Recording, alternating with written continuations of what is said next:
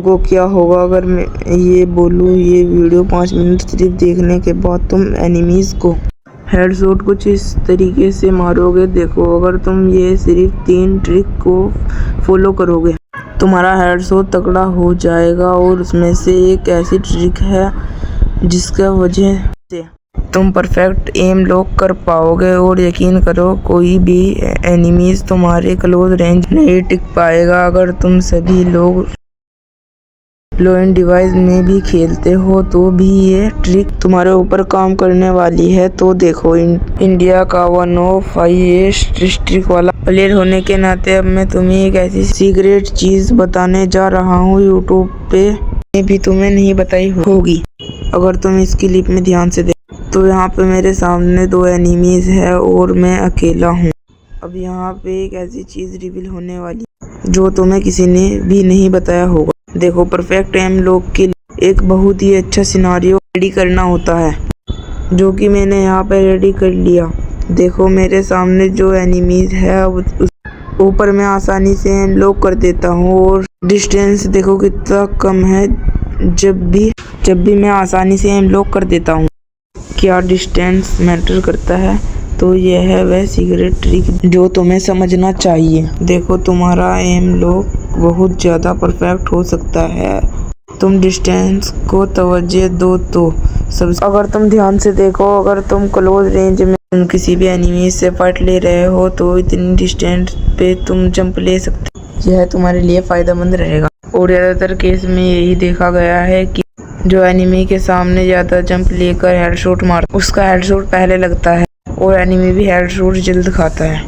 लेकिन यही चीज़ mid range में दिक्कत कर देने वाली होती है। अगर तुम इतनी रेंज से हेडशॉट मार रहे हो जंप लेकर तो यहाँ पर प्रॉब्लम हो सकती है। अब जैसे कि तुम इस क्लिप में ही देख सकते हो सामने एनिमी जंप ले रहा है लेकिन मैं जंप नहीं ले रहा हूँ और इसी वजह से मैंने उसमें हेडशॉट मार दिया। अब ये तो बात हुई क्लोज रेंज की और मिड रेंज की। लेकिन ये अगर तुम लॉन्ग रेंज में करते हो और जंप लेकर हेडशॉट मारने की ट्राई करते हो तुम यहाँ पे बहुत ज़्यादा खतरे में हो और एक बहुत बड़ी मिस्टेक कर रहे हो। तुम इस क्लिप में देख सकते हो कि सामने वाले एनिमीज ने वही मिस्टेक लॉन्ग रेंज में जंप लेके हेडशॉट मारने की ट्राई की। दूसरे ने भी यही करा और हेडशॉट खा लिया।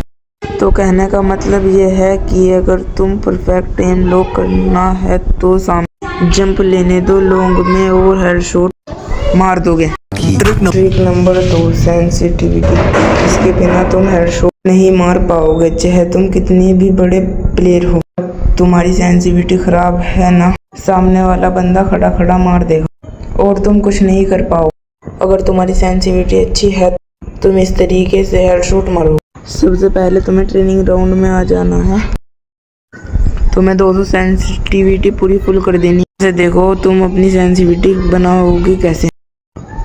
जो आपके सामने खड़ा प्लेयर के आप 10 गोली फायर करो उसमें से 6 लगी तो आपकी सेंसिटिविटी सही है और नहीं लगी तो 15 माइनस करके दोबारा हेड मारो।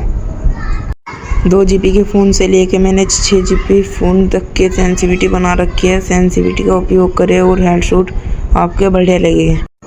Trick number 3 free fire setting करना ज़रूरी है क्योंकि इससे तुम्हारी गुलवाल फास्ट लगेगी और मूवमेंट स्पीड भी फास्ट होगी। सबसे पहले तुम्हें करना क्या है स्मूथ ग्राफिक्स कर लेने हैं। उसके बाद FPS भी हाई कर लेने हैं क्योंकि FPS हाई करने से आपका मोबाइल स्मूथ चलेगा। ग्राफिक्स इफेक्ट आपको ऑफ कर लेना है क्योंकि इससे आपका मोबाइल स्मूथ होगा और ज़्यादा हैंग नहीं करेगा। और बहुत से बंदों का ये क्वेश्चन रहता है कि बटन का साइज़ क्या रखें। बटन का साइज़ आप 46 से 45 के बीच में रख सकते हैं और इसे ज़्यादा डार्क रखें जिससे आपकी आंखों को ये दिखे और ज़्यादा से ज़्यादा आपकी उंगली पे है और हेडशॉट लगे।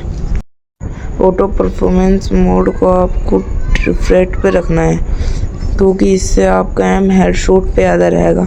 और लेफ़्ट फायर बटन को आपको ऑफ पे रखना है और गन स्विच बटन को आपको ऑन करना है। जो आप नहीं खेलते तो इससे खेलने की प्रैक्टिस करें। जैसे ही आप गन स्विच फास्ट करेंगे तो हेडशॉट एकदम चिपकेगा। और आप ग्लूवाल सेकंड वाले को ऑन रखें जिससे आपकी ग्लूवाल खुद ही फास्ट लग जाए, और आप ऑफ रखिएगा तो आपको खुद को लगानी पड़ेगी। ऑन रखिए जिससे आपको ग्लूवाल फास्ट लगेगी और आपको एकदम से मूवमेंट स्पीड भी ज़्यादा हो जाएगी। और यही टिप थी सेटिंग की।